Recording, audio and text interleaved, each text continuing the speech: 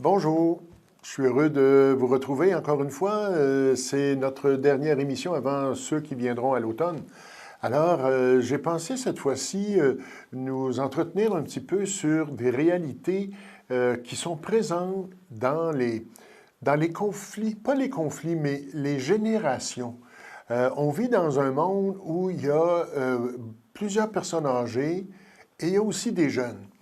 Et il y a l'entre-deux. Et puis, la transmission de la foi, la manière de vivre notre religion, notre façon de penser au niveau de Dieu, c'est plus comme c'était. Pas parce qu'il n'y a pas de réponse, mais parce que la façon de vivre nos réponses, la façon de vivre notre religion, de se poser des questions, d'avoir des lieux de réponse, parce que oui, la réponse, c'est que on la trouve, il y a des moyens de communication très faciles, Internet, etc., etc. Alors, Wikipédia, par exemple. Alors, il y a plein d'endroits où on peut trouver des réponses. Mais il y a plein d'endroits où les réponses ne sont pas nécessairement toujours justes. Et elles sont parfois, je dirais, comme influencées par un courant de pensée ou par une conviction profonde. Mais il faut se rappeler tout le temps qu'on est dans une tradition qui se fait à travers les trois grandes religions du monde. Alors, le judaïsme, l'islam et l'Église chrétienne, l'Église christianisme. Alors, c'est à travers toutes ces expériences-là qu'ont pris naissance d'aborder des réponses à des questions. Par exemple, dernièrement, on m'a demandé d'aller à une résidence là, privée de personnes âgées, de semi-autonomes, et puis les gens entendent, ils discutent entre eux, ils ont des opinions, et puis certaines des personnes ont des opinions qui se basent sur ce qu'ils avaient vécu quand ils étaient jeunes. Et il y a aussi d'autres personnes qui ont changé d'opinion, ont eu un regard nouveau, une façon nouvelle d'aborder les questions de religion, etc., à cause de l'influence de la société, du libéralisme, des mœurs, de l'ouverture à la différence. Alors, ça crée des fois on est désajusté, on dirait, et on ne sait plus qui a raison, qui a tort. Il y a aussi, évidemment, tous ceux et celles qui, dans le monde moderne dans lequel on est, ont des opinions peut-être, on dirait des fois passagères, dans le sens que il y a une opinion quand arrive une situation. Exemple, il meurt quelqu'un dans la famille, il y a un décès, dramatique ou non, à la suite d'une maladie, et même parfois des suicides, parfois même des meurtres. Et alors, là, ça réveille en la personne, puis je me mets dedans aussi, là, ça réveille en nous des mondes, des appartements. Mettons qu'on est comme une maison, là, ça rouvre une porte dans un appartement d'une maison où, des fois, je ne vais pas souvent. Et là, quand il meurt quelqu'un, là, j'entre dans cet appartement-là, et là, tout d'un coup, viennent à moi et à mon esprit des questions au sujet de le sens de la mort, le sens de la souffrance. Je parlais à la dernière émission, et j'ai entendu beaucoup de commentaires sur l'aide médicale à mourir, par exemple, ou l'aide médicale à bien mourir. Et là, c'est là que, tout d'un coup, s'ouvrent des questionnements momentanée. Après un certain temps, on ferme la porte et puis ça va aller à la prochaine fois qu'on va vivre quelque chose de semblable. Donc, on n'est plus comme avant où c'était toujours pareil et très souvent, l'influence de l'Église avait dicté ce qu'il fallait croire. Et l'influence de l'Église, on pourrait dire qu'elle avait la connaissance. On lui reconnaissait la connaissance, l'expertise, l'expérience. Alors qu'aujourd'hui, il y a des gens qui ont beaucoup plus d'études que moi, je peux avoir fait, puis c'est bien correct, c'est pas une faute.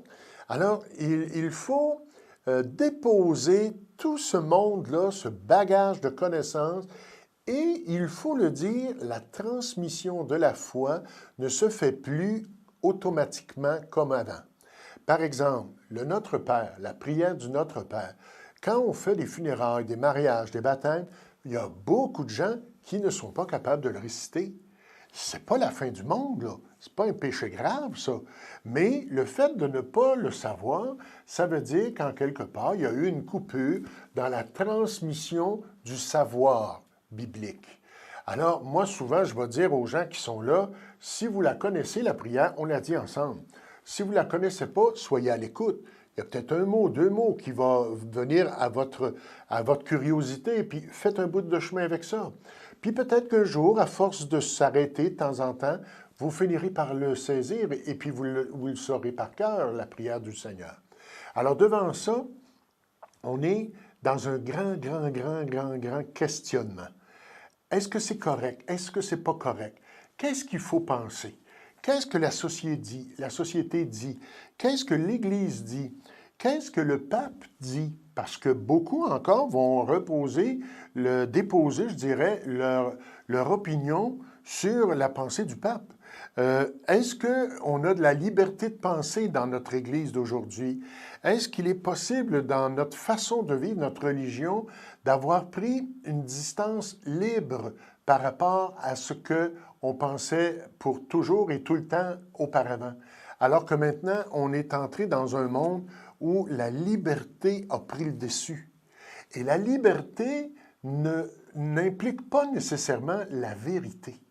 Alors, à l'automne, j'aimerais ça, si on pouvait, à l'occasion, peut-être prendre, à chaque émission, peut-être prendre quelques secondes, quand ça sera possible, pour répondre à l'une ou l'autre des questions qui m'ont déjà été posées. Écoute, si je connais la réponse, je vais essayer de trouver quelque chose pour donner un élément de réponse, pour que ça soit de plus en plus clair, tu sais, là. Mais puis ça se peut que j'aie rien à dire parce que je ne le sais pas. Alors, on ira chercher, on fera des recherches, quitte à ce que j'aille chercher une source en quelque part dans quelqu'un qui a la connaissance pour. Et ainsi, eh bien, on va faire des petits pas, là. On va faire des petits pas de, je dirais, quasiment de réajustement, dans le sens que ce que je dois réapprendre, redécouvrir, parce que depuis longtemps, j'avais qu'une sorte de réponse. Et là, l'influence du monde d'aujourd'hui, la connaissance d'aujourd'hui, la science d'aujourd'hui m'amène à avoir des éléments de réponse que j'avais peut-être pas autrefois. Je te donne des exemples de questions qui m'ont été posées. Est-ce qu'on a le droit de croire en Nostradamus, des affaires de même, là, tu sais, des espèces de prophètes là, ou de cartomanciennes, de gens qui prédisent l'avenir? As-tu le droit de croire à ça? On est-tu anti-religion ou anti-catholique si on va consulter quelqu'un qui tire aux cartes? Bon, alors. D'autres questions qui ont été posées. Qu'est-ce qu'un mystère? Est-ce qu'il y a encore des mystères aujourd'hui? Est-ce qu'il y a encore des choses qui n'ont pas été expliquées? Puis comment la science peut nous éclairer pour essayer d'en comprendre le contenu? D'autres questions qui m'ont été posées, par exemple, est-ce qu'on a le droit à l'aide médicale à mourir? Bon, j'ai apporté un petit peu de questions à la dernière émission, là, un peu de réponses, là, mais je pense qu'il faudrait approfondir encore plus en avant là, cette sorte d'option. Hein? Quel est le sens des soins palliatifs, etc. Beaucoup de monde parle de ça là, maintenant. Là, je n'apporterai pas une réponse nouvelle là-dessus. Mais ce sont des questions qui sont dans l'air. On jase de ça à la table, à la résidence. On réagit devant une émission de télévision. Il y a des tables rondes, des tables d'échange à la télé. Les gens apportent des éclairages. Puis vous allez voir, vous allez remarquer que très souvent, la plupart des éclairages ne seront pas d'éclairages avec le côté spirituel ou le côté religieux. C'est souvent ce côté-là qui est énoncé en dernier. Alors, il faut peut-être calculer que cet aspect-là, spirituel, cultuel ou rituel, religieux, a quelque chose à nous apprendre. Parce que c'est pas parce que ce n'est plus populaire que ce n'est plus vrai. Puis c'est pas parce que ça pogne plus, là, je prends le mot comme ça, là, pas parce que ça pogne plus que ça n'existe plus. Au contraire, peut-être qu'il y a une profondeur qui est moins accrochée à des choses artificielles. Tu sais, des fois, on dit les jeunes, ah, ils n'ont plus la foi, puis tout ça. Un instant, un instant. La foi, ce n'est pas une question nécessairement juste de croyance, mais d'expérience. Alors, les jeunes vivent des choses, ils vivent des expériences, et puis ils ne les vivent pas de la même façon que nous. Ils les vivent dans un monde qui est très pluraliste, qui se cherche et qui a des belles choses à leur offrir en termes de pensée, en termes de chemin, de connaissance de soi-même.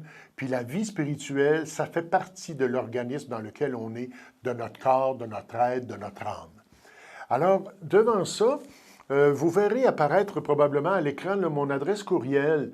Alors, je ne m'engage pas à répondre à tous ceux et toutes celles qui m'enverront peut-être des questions. Mais si vous avez des questions, envoyez-les-moi. Et puis, j'essaierai de résumer ça, j'essaierai de résumer, puis à un moment donné, je vais revenir là-dessus. Puis ça se peut peut-être que des fois, j'y réponde par écrit, parce que des fois, il y aura peut-être des confidences. Enfin, je vous laisse là-dessus, et puis je vous souhaite un bon été.